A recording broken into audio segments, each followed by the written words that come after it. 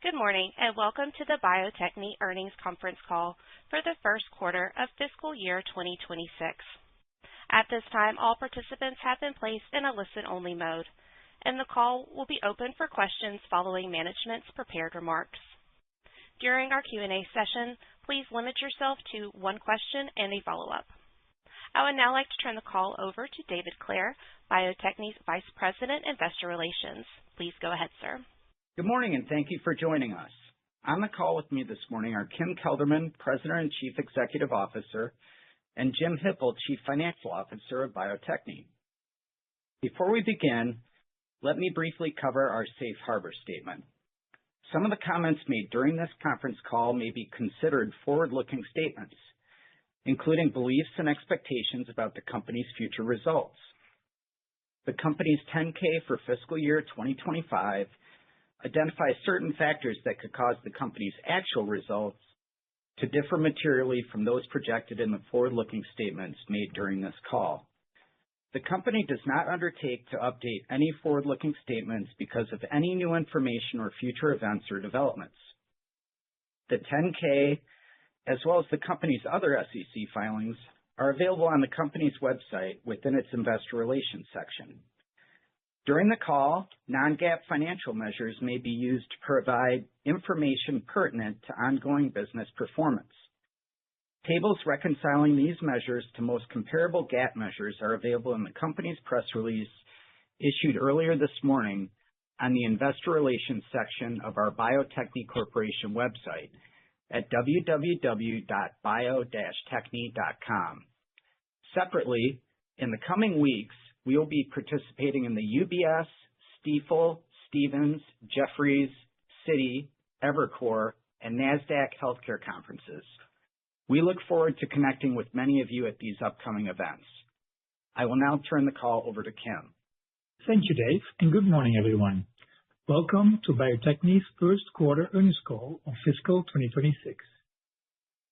We began the fiscal year with continued strong execution, navigating a dynamic environment with discipline and strategic focus.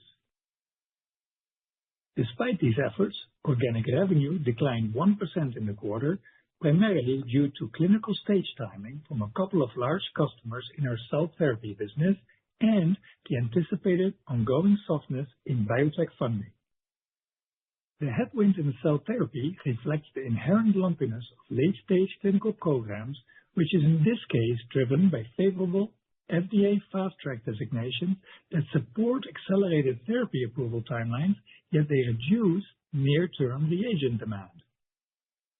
Importantly, underlying market trends remain constructive as demand from our large pharma customers was once again robust, and we saw encouraging signs of stabilization in our U.S. academic end market, particularly as the quarter progressed.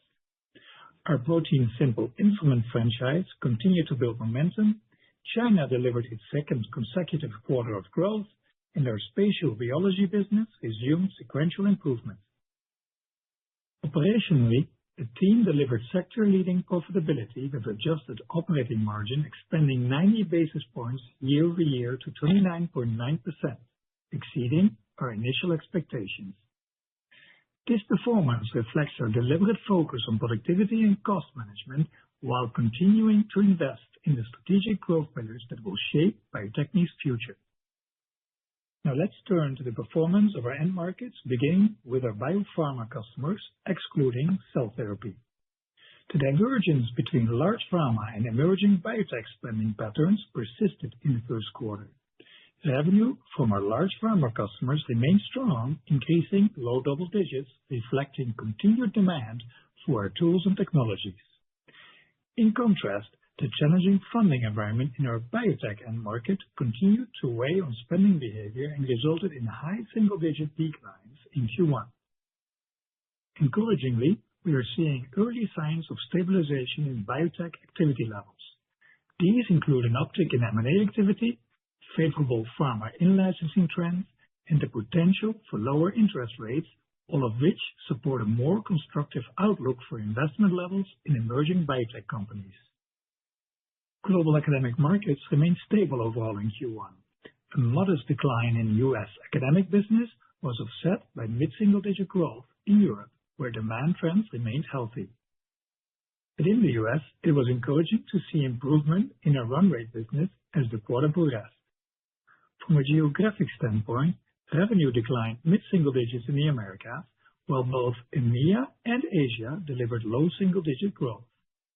In China, we achieved our second consecutive quarter of growth, supported by improving CRO pipelines and increased CDMO activity. Growth in the region was primarily driven by strong performance in our protein-simple analytical instruments and our spatial biology portfolio. Importantly, unlike last quarter, the instrument growth does not appear to be driven by tariff-related dynamics.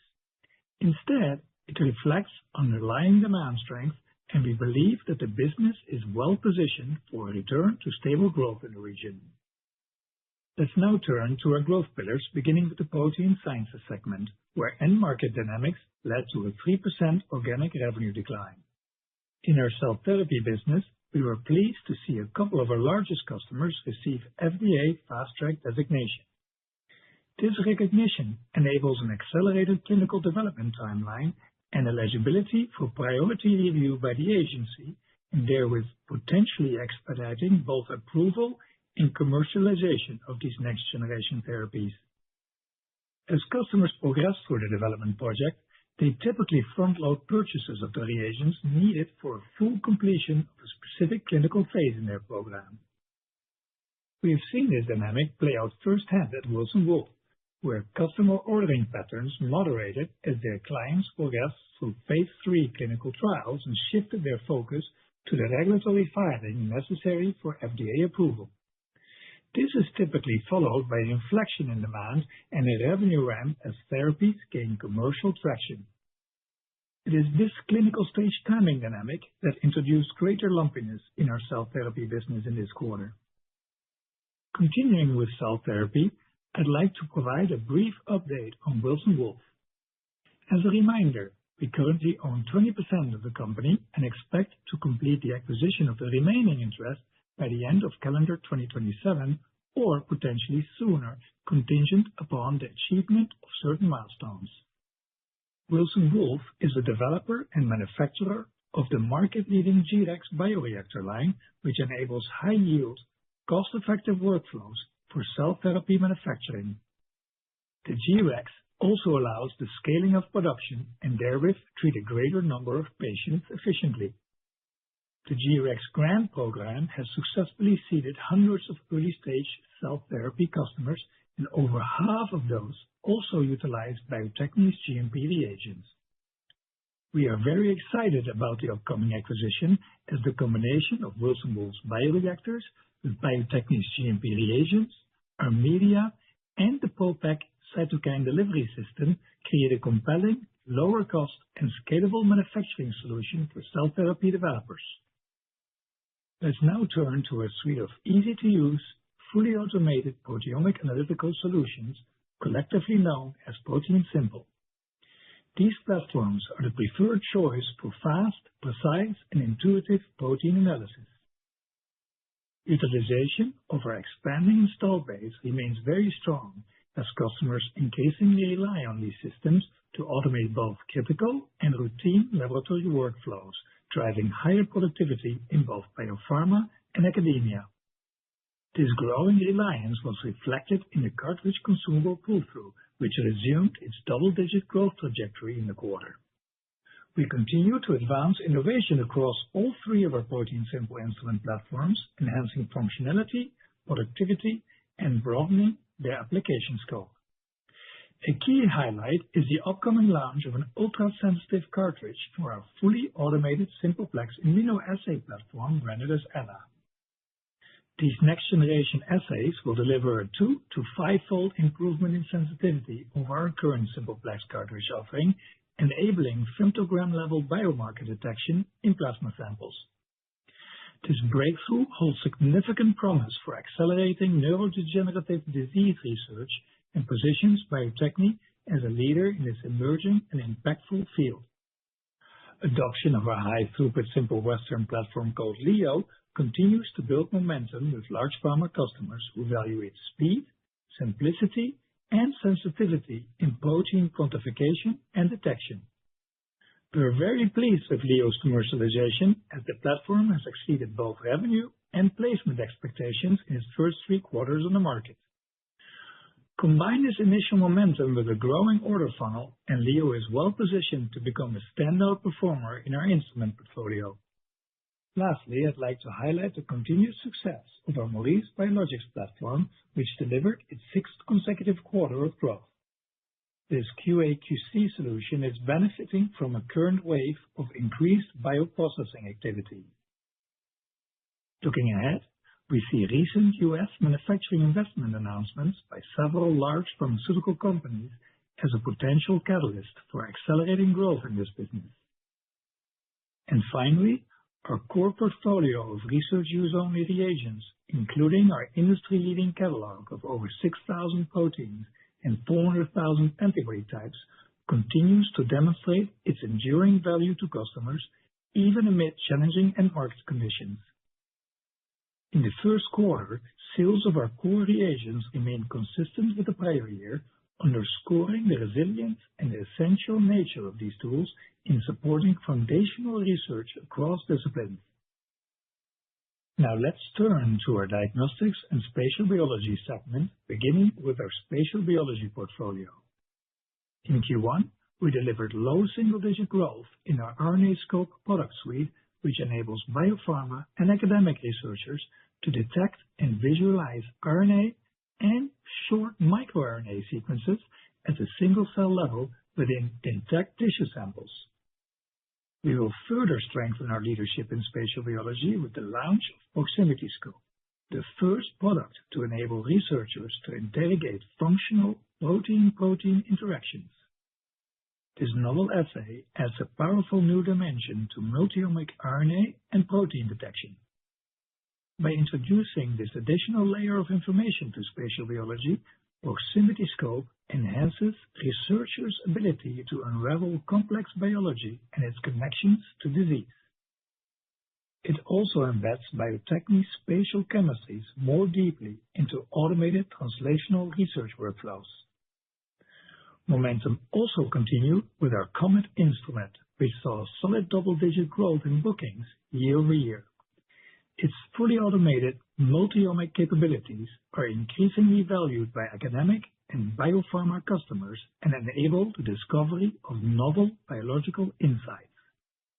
Spatial biology continues to be our most academically concentrated business, with a meaningful presence in biotech as well. Given the funding uncertainties in both end markets, we are encouraged by the positive momentum in this franchise. Lastly, our diagnostics business grew mid-single digits in Q1, supported by balanced performance across our core diagnostic controls and our diagnostic kits for laboratories. We continue to see rising interest in our ESR1 test, which monitors resistance to standard therapies in breast cancer patients. Recent clinical trial data reinforce the importance of testing for ESR1 mutations, showing that switching patients that show this mutation to an alternative therapy nearly doubled life expectancy compared to the standard treatment. We also launched the Amplidex PML RARA kit, a multiplex qPCR assay designed to detect all 3 major fusion variants associated with APL, an aggressive form of leukemia. This assay runs on widely installed qPCR platforms and delivers results in approximately 4 hours. This launch broadens our hematology menu alongside the Quantidex PCR-able kit and positions us for continued menu expansion. We also announced an expanded agreement with Oxford Nanopore Technologies, building on last year's successful launch of the Amplidex Nanopore Carrier Plus kit. This comprehensive carrier scanning panel targets 11 hard-to-sequence genes in a single workflow, offering laboratories a streamlined and efficient solution for genetic testing. And before I wrap up my prepared remarks, I would like to briefly highlight our progress on sustainability. During fiscal 2025, we achieved an estimated 40% reduction in Scope 1 and 2 emissions, driven by our transition to 100% renewable electricity at our largest site located in Minneapolis. I encourage everyone to review the report in the Corporate and Social Responsibility section of our website. I'm proud of the team's continued progress on this front. To summarize, the Bio-Techne team continues to execute at a high level despite ongoing volatility across some of our end markets. Our focus on productivity and disciplined cost management drove a significant year-over-year operating margin expansion exceeding our expectations for profitability. And while clinical stage timing in cell therapy created a headwind, underlying market trends are constructive. Recent data points suggest improving visibility for academic and our biopharma customers, which we expect will translate in stabilizing and ultimately strengthening demand for life science tools and specifically Bio-Techne's product portfolio. One thing remains clear. Our customers continue to rely on Bio-Techne's innovative life science tools to drive biological discovery, advance next-generation therapies, and deliver precise diagnostic solutions that improve the quality of life for the global population. With that, I'll turn the call over to Jim. Jim? Thank you, Kim. I'll begin with additional detail on our Q1 financial performance, followed by thoughts on our forward outlook. Adjusted EPS for the quarter was 42 cents, flat year over year, with foreign exchange having an immaterial impact. GAAP EPS came in at 24 cents, up from 21 cents in the prior year period. Total revenue for Q1 was $286.6 million, representing a 1% year-over-year decline on both an organic and reported basis.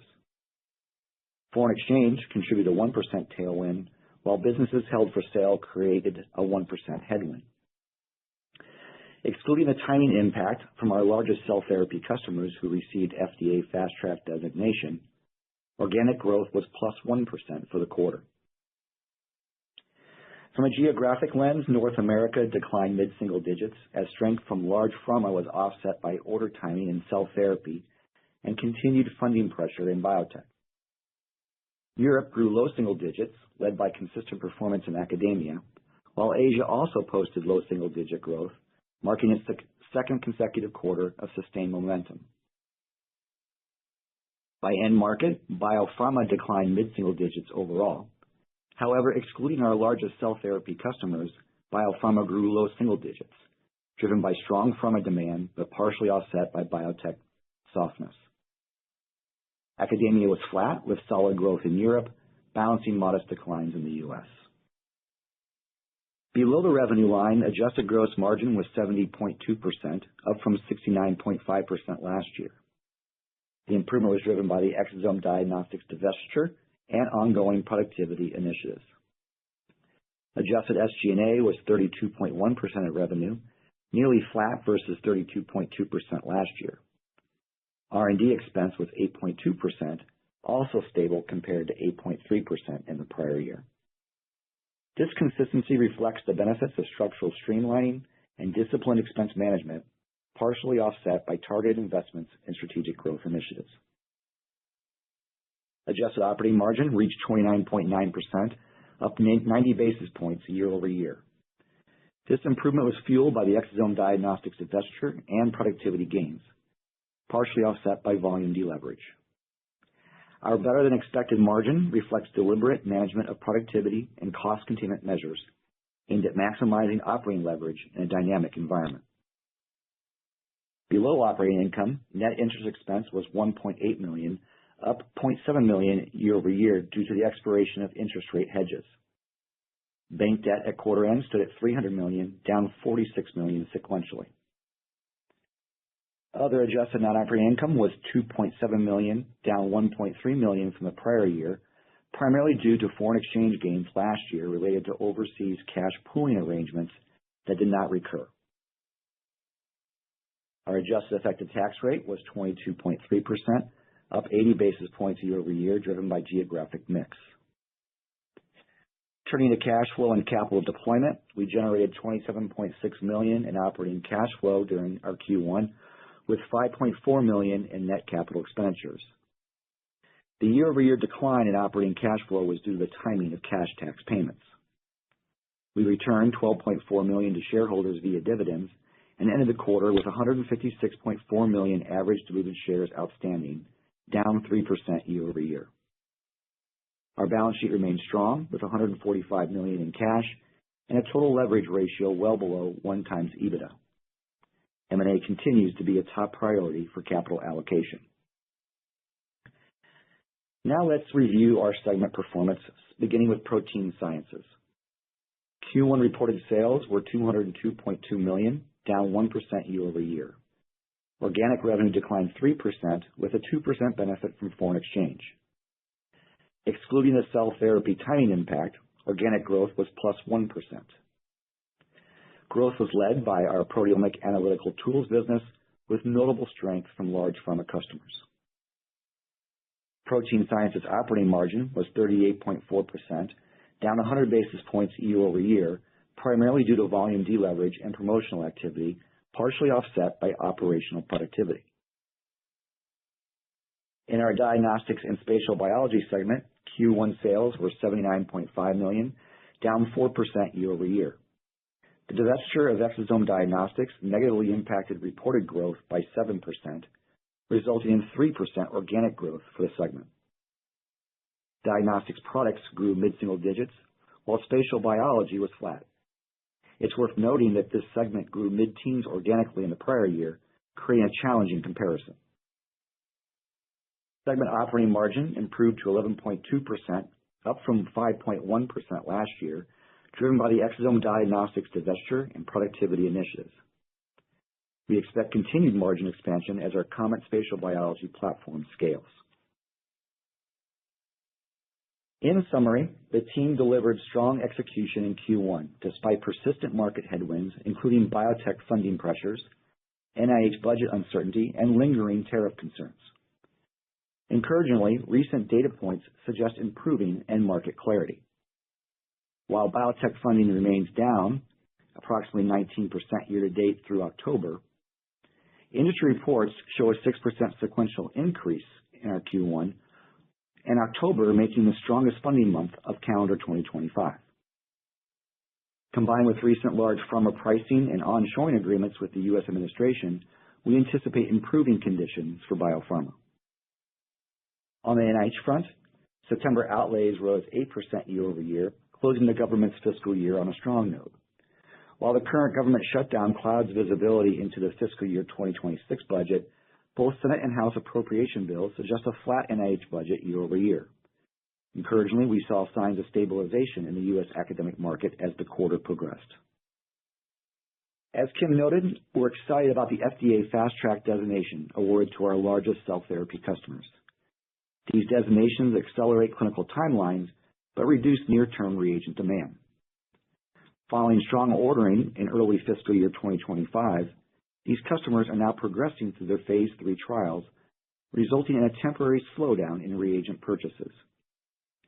We expect this headwind to intensify in Q2, impacting growth by approximately 400 basis points year-over-year, before moderating in the second half of the fiscal year. Despite these headwinds, we anticipate overall Q2 organic growth to be consistent with Q1.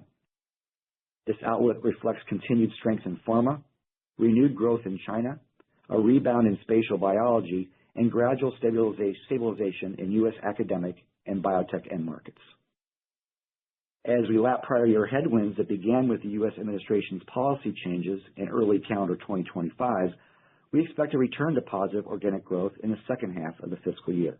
From a margin perspective, we remain focused on balancing growth investments with operational efficiency. We're pleased with the margin upside delivered in Q1 and remain on track to achieve at least 100 basis points of margin expansion for the full fiscal year. That concludes my prepared remarks. I'll turn the call now back over to the operator to open the line for questions. Thank you. If you would like to ask a question, please press star 1 on your keypad. To leave the queue at any time, please press star 2. Again, that is star 1 to ask a question. As a reminder, please limit yourself to one question and a follow-up. We'll now pause for just a moment to allow everyone the chance to queue. Our first question will come from Dan Leonard with UBS. Your line is open. Thank you very much and good morning. My first question, I appreciate all the quantification on the GMP protein timing dynamics, but what I'm curious about is how long might that air pocket persist, and how are you thinking about growth right now for GMP proteins in light of that greater than 30% growth in the prior year? Dan, thank you for the question and good morning. Well, first of all, these two customers in particular, we're very excited about the fast track designation. It's obviously a very positive sign for these two customers and the therapies they're working on.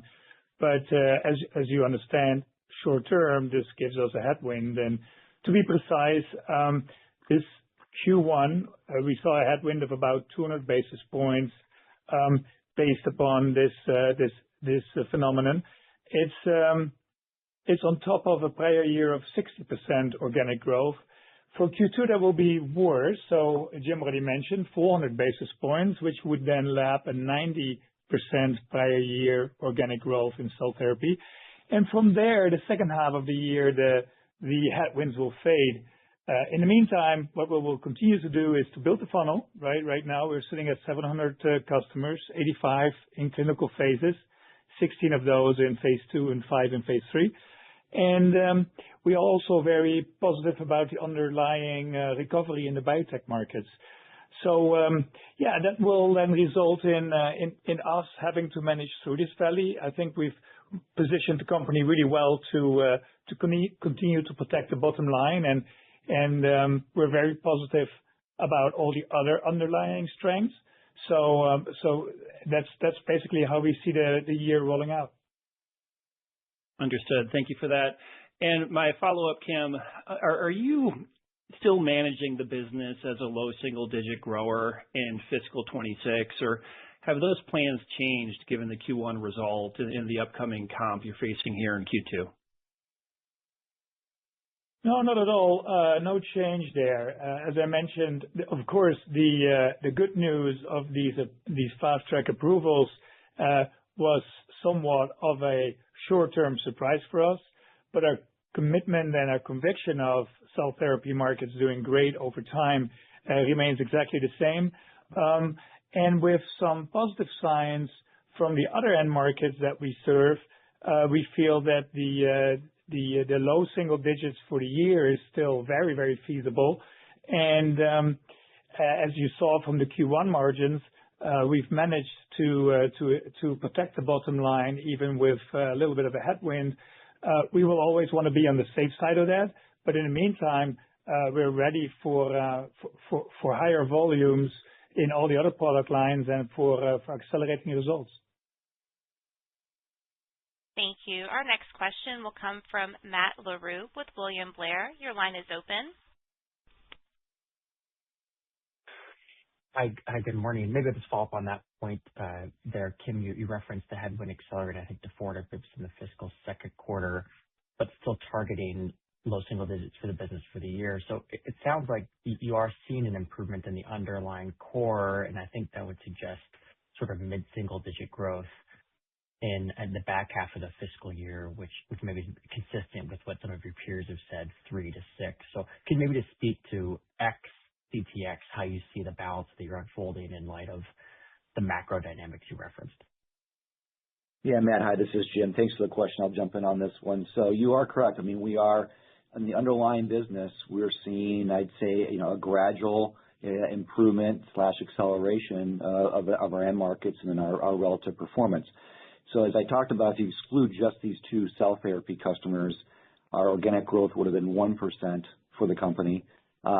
Looking ahead to Q2, what it really the guide implies is, roughly a 3% growth ex these two customers. And that's before we get into the back half of the year where we start to lap the U.S. administration policy changes that's impacted our entire industry, particularly academic, as well as you may remember, we talked about this last quarter, our diagnostics business in particular was, it can be lumpy from quarter to quarter, last year was very, very strong in the first half, a little bit less so ordering in the second half.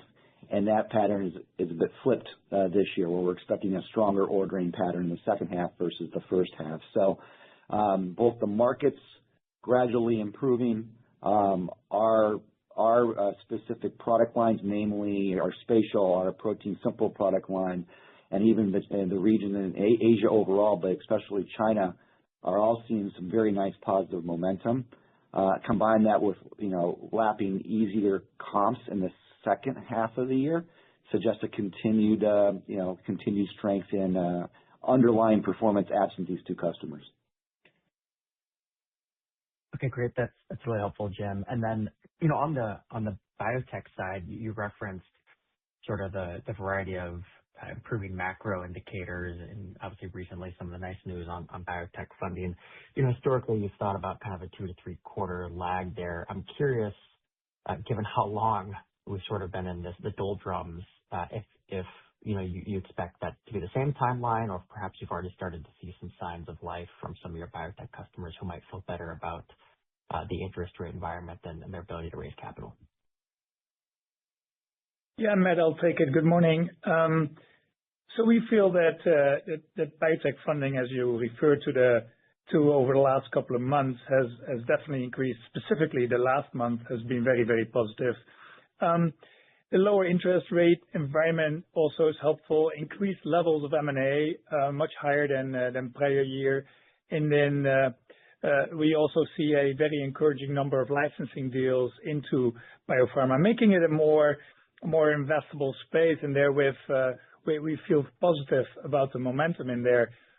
Yes, in the past, couple of years ago, when we were looking at funding issues, we felt that the funding at that time came into companies that really had to start with brick and mortar, maybe with clean rooms, and then work their way into starting their programs.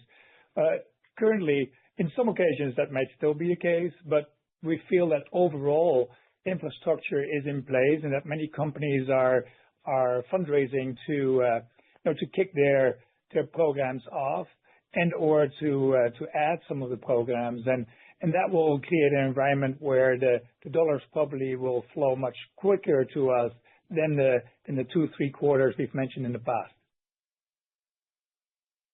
Thank you. Our next question will come from Puneet Souda with Leerink Partners. Your line is open. Yeah, hi, Kim. I wanted to understand on the GMP protein side, could you talk about just knowing the number of trials that you're involved with, the ones that have fast track designation, and the ones that are program starts? Can you maybe, or clinical trial starts, maybe can you talk about, are you continuing to see the momentum on new clinical trial ads? And for the same store customers that have fast track designation, I mean, when do you think, just given the timing, ordering pattern, the size of the trials, can you give us a view into when this business starts to recover again for GMP proteins? Because obviously it's been a bright spot for you, but just given the challenges, I wanted to understand when can that start to recover? Puneet, thank you for the question. Good morning. Yeah, the clinical starts have been relatively flat and steady, so we don't see a significant decline in the activity there.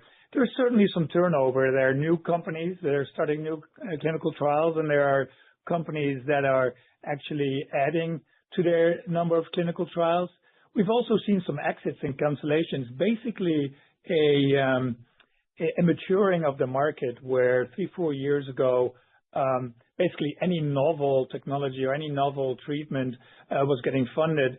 And, some of those were basically more about, how exciting these possibilities in cell and gene therapy were versus the true viability if it comes to scalability as well as the affordability. And we feel that all the new programs are much more in line with what cell and gene therapy is really fit for. And we actually, from a Wilson Wolf as well as from Bio-Techne point of view, have always wanting to enable a scalable as well as a affordable treatment coming out of the cell and gene therapy effort. So we feel that we're really well positioned to continue to feed this end market. Okay, that's helpful. And then, if I could ask on the academic side, net academic sentiment is improving. I appreciate that, but there is multi-year funding, number of grants that are lower in 26 versus 25, more concentration, fewer grad students, fewer bodies in the lab, fewer postdocs. So how does that impact your business, into 26 and beyond? And then when we look at the guide overall, Jim, low single digit is lower than a large diversified peer in the space in life science tools. Just wondering, historically you've grown ahead of that peer by a few points. Is that still the assumption longer term? And by that I mean, 26 and 27, eventually into 27, I mean. Thank you. Sure. Yeah, I'll take the first part then, Puneet. So yes, we have seen stabilization in the NIH markets, specifically in academic US. Academic Europe has continued to grow mid-single digits. In the US, it's been a little lower, but definitely stabilizing, and we can see it from the overall activity level, from our run rate, our core products. And then, we've always talked about how we feel that the number of NIH grants is important, but that they are aligned with our research areas, the ones that we serve as a company, is more important. And we can clearly see a positive mix if it comes to these grants for us. And then at the end of the day, we are encouraged by the fact that there is still bipartisan support for a flat NIH budget for the coming year. So we feel overall that this market has bottomed out, that is now stabilizing, and that it will be a positive driver for us going forward. And then, Puneet, if I understood your question correctly, it's kind of like, how do I think about our performance relative to the space overall? And we've always talked about, our level of outperformance, and do we expect that to continue going forward? And the answer is absolutely yes. I think what we're seeing right now is a bit of a transition, as you would expect when there's kind of a turn in direct trajectory of the business. You look at the peer sets, those obviously that have a more portfolio that's diversified outside even life sciences, but applied markets are accelerating, recovering earlier. Those that have a higher bioprocessing presence are recovering earlier, which is actually a good sign downstream eventually for discovery. We peel back the onion and look at our very specific areas of where we play versus our competition. We feel like, we're either holding our own or doing better. So, for example, in our core reagents, globally, basically, we're setting at flat growth in our core reagents, which, based off of our intel and our peer set, we're still doing as good, if not taking share there. Our protein simple franchise continues to do better than the market at mid-single digit growth.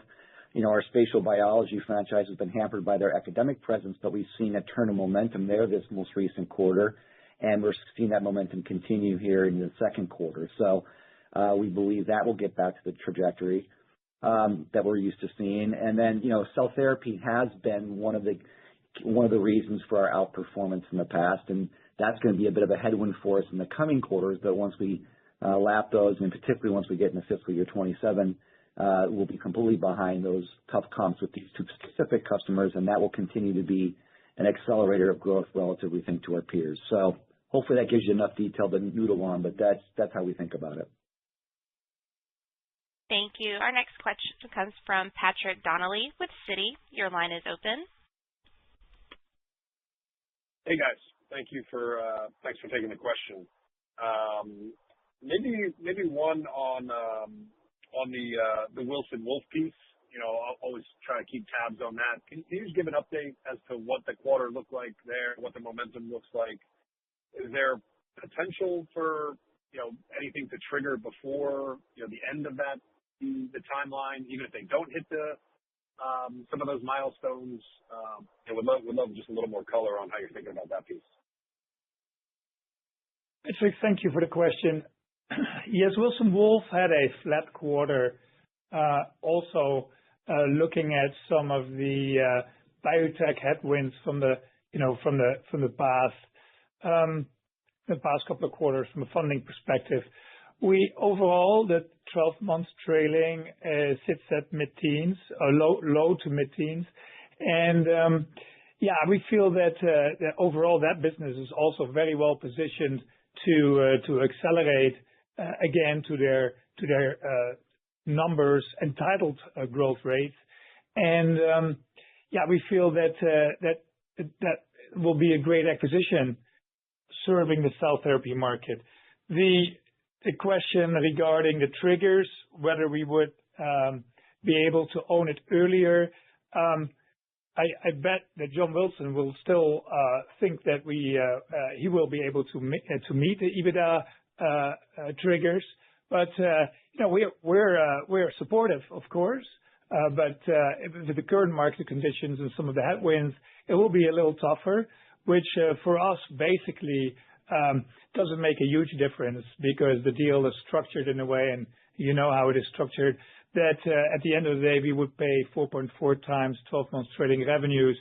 And, that then will calculate the purchase price. And we're rooting for the team, and we see that they have plenty of pipeline to be proud of.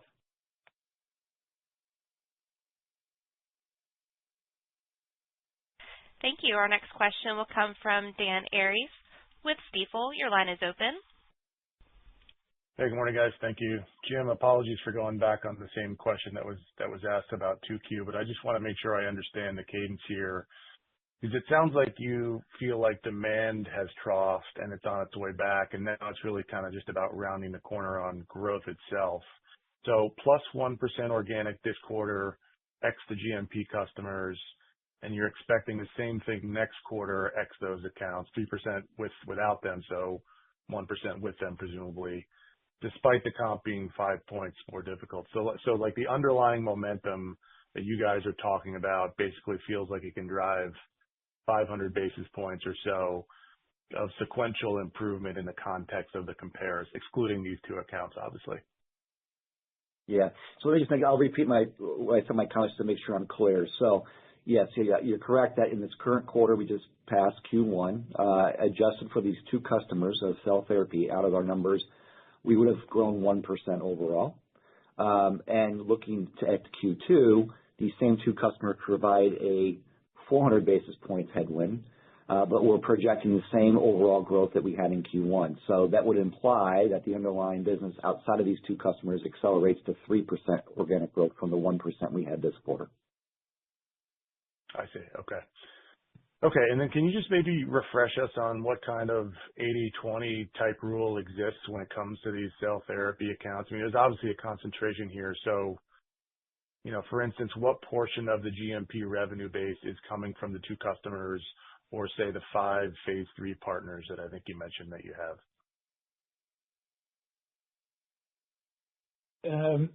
Dan, we have not talked about exact numbers as to what account amounts to what portion of our pipeline. But overall, we do know that the later in the stages, the larger the orders become, right? The volumes become larger. And then at the end of the day, the size of each account is, of course, also predicated on how many clinical study subjects do one need to run, and how much raw material do you need per treatment. So there's a big variability, and that's why it's really hard for me to answer it, because an account with a big indication and a large amount of proteins in a phase 2 could be ordering more than a phase 3 for a specific disease, exotic disease. So therefore, it's hard to answer the question. Overall, we always look at the total pipeline, and we've really made some real progress in adding customers to our pipeline, and we're sitting at 700 now. So overall, we're very confident that we're driving the underlying growth and that we're participating in the market. in a real significant way. Thank you. Our next question will come from Kyle Boucher with TD Cowen. Your line is open. Hey, good morning, guys. Thanks for taking the questions. I wanted to ask on the spatial side of the business, it sounds like pretty decent sequential growth there and trends sort of improved. I know you had some headwinds in the fiscal fourth quarter. Was there any catch-up in fiscal Q1 from, some of those disruptions you saw at the end of the last fiscal year? No, we don't believe that there is a catch-up there. We truly see overall broad recovery in the ACD reagents, the RNAscope. We made it back into the black, which is really encouraging to see. And as I mentioned, real broad recovery. And then the instruments, they had a little bit of a tougher time, like other instruments, in relation to the academic side of the market. But we have a real nice momentum that we saw in the order book. So overall, we know that the reagents have been improving sequentially, not based upon lumpiness or quarterly order timing, but more just by broad activity level. And the instrument funnel is growing really, really nicely, looking at our order book. Got it. Thank you. And then maybe on the margin side, came in pretty good in the fiscal first quarter, even considering the -1% organic. But I guess next quarter, assuming the same level of growth, -1%, what does that sort of imply for the EBIT margin fiscal second quarter? Well, we haven't given specific guidance on margin by quarter, but we've got it's seen as the quarter progressed and we realized we were going to have these headwinds with these two specific customers. GMP proteins, of course, are a very profitable part of our business. So we've made sure we've taken even additional productivity actions to counter those, which allowed us to get the expansion we got this quarter, but more importantly, prepare us for the headwinds yet to come, especially in Q2. So, it gives us even more confidence in our ability to achieve our 100 basis point expansion goal for the year, and maybe even do a little bit better. But, obviously how the top line plays out will have a lot of determination as to whether there's upside or downside to that figure in any given quarter. But right now we're feeling pretty good about margin overall each and every quarter. Thank you. Our next question will come from Catherine Schulte with Baird. Your line is open. Hey guys, thanks for the questions. Maybe first for the fiscal second quarter outlook, what does that assume for a government shutdown impact? And can you maybe talk through the range of outcomes if we get a reopening tomorrow versus a month from now? Hey, Captain, this is Jim. I'll just start by saying that we're obviously in more record territory already with the government shutdown, and we haven't seen any noticeable major differences in our academic customer buying patterns like this month versus the prior month. So again, we're encouraged that academic has appeared to have stabilized over the past quarter, and we're seeing that continue thus far, even with the academic shutdown, or even with the government shutdown. Sorry. Okay, helpful. And then on the GMP headwinds, what are your assumptions for the back half of the year? I know they should ease. Is the easing of those due to them annualizing, or are you assuming some of that ordering resumes?